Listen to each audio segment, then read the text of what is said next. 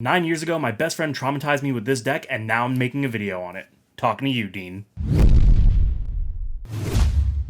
What is going on, Duelist? Super Insane 18 here, and today we are bringing you a Ritual Beast deck profile. Now, a little bit of context for that intro. About 9 years ago at a locals that was owned by another friend of ours, my friend Dean, played Ritual Beasts, and he did not know what he was doing, so he took a 45-minute turn 1. This was round 1 of the locals, and ever since then, I have just actually despised this deck. But unfortunately for me, it is a top meta contender for the current format, so because I like to make my channel based around the current meta strategies, obviously I've got to bring it to you guys, so let's go ahead and jump on in. Now, Ritual Beast is a deck that received quite a bit of support in the Battle of Legends Terminal Revenge set, and that is what skyrocketed it into meta playability, so of course we have to start the deck profile off with our 3 copies of Spiritual Beast Tamer Lara, not to be confused with Ritual Beast Tamer Lara. The SP does in fact matter. So yeah, this is just a really good card. It gives you an additional normal summon, it helps you extend when it's banished, and it can keep your stuff protected as well, so just a really solid choice. And then of course we do have our 3 copies of Ritual Beast Tamer Elder. This is just the heart and soul of the deck, along with one of the other cards which we will talk about when we get there. Then we are on one of each of the Ritual Beast Tamer Lara, Ritual Beast Tamer Wen, and the Spiritual Beast Tamer Winda. These mostly function as additional names, but also the ability to continue extending by summoning from the grave and banish as well. And then the other heart and soul of the deck is the Spiritual Beast Kanahawk. We are no longer on the Tamers, we are onto the actual beasts themselves. Kanahawk is essentially a gold sark for the deck, which is incredibly good, especially when you pair it with something like the new Spiritual Beast Tamer Lara, being able to banish it, which does allow you to summon another card from your deck, acting as an extender as well. On top of that, we have our 3 copies of Spiritual Beast Rampengu. Really strong card, and you guys will see in the combos that I plan on bringing you. Spoiler alert, I will be doing a dedicated combo tutorial for this deck in the coming days, so make sure you stay tuned for that. And then for the final beast, we are on a Spiritual Beast Apelio, and that's actually going to do it for the Ritual Beast cards. But some of the honorary cards to be mentioned, we have the Nemesis Flag and the Nemesis Corridor. Now, this is really good because the Nemesis Flag is searchable, it recycles your banished cards, which is really good for the Spiritual Beast archetype, but more importantly than that, it gets you into Nemesis Corridor, which Nemesis Corridor being a card that lets you end on one of the most oppressive cards this game has ever seen, Thunder Dragon Colossus, which we will talk about when we get to that in the extra deck. Then we are playing a large number of hand traps. I do still think that hand traps are better than board breakers for the current format. So we are on 3 copies of Effect Veiler, 3 copies of Ash Blossom. Since this is a banished deck, we are on 3 copies of Dimension Shifter. Now, this does technically conflict with something like the Effect Veiler, since it can no longer go to grave, but honestly, if you open both, you just Shifter anyway, because Shifter will seal the game more than likely. And then finally, we have our 3 copies of Nibiru the Primal Being. That will do it for the actual monsters of the deck. Onto the spells. We do have Book of Eclipse. Now, Book of Eclipse is really cool for several reasons, specifically in the Ritual Beast deck. Now, it does function as a pseudo board breaker, so we are technically, I guess, playing a board breaking aspect, but more importantly, this lets you completely negate Nibiru.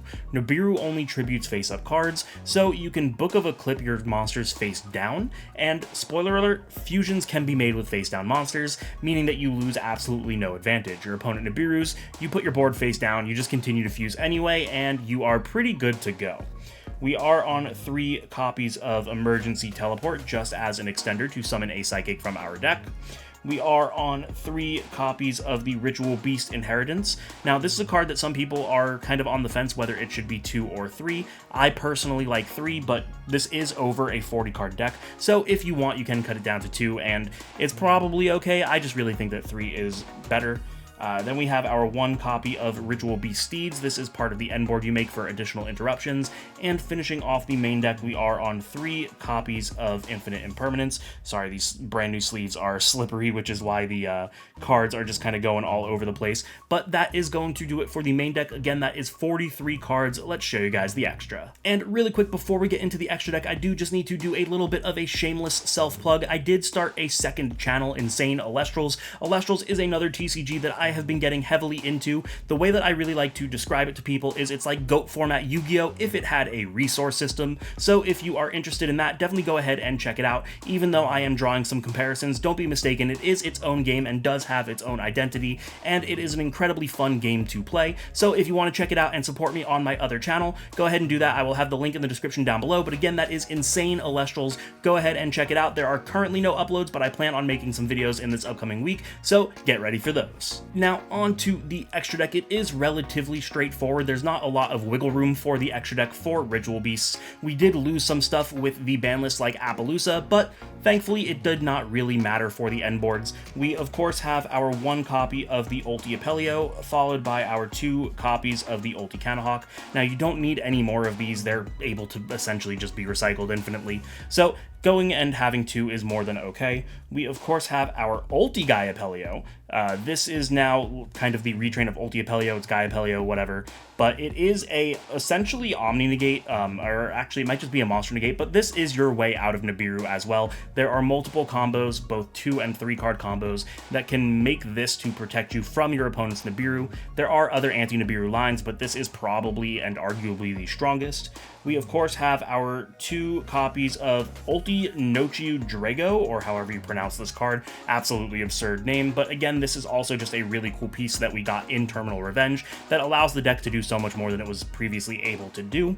And for the final fusion, we have our boy Thunder Dragon Colossus. Now, this card blows my mind because this was a card that I thought should never come back, let alone now be at 2, and I just think that it is because the format was too broken.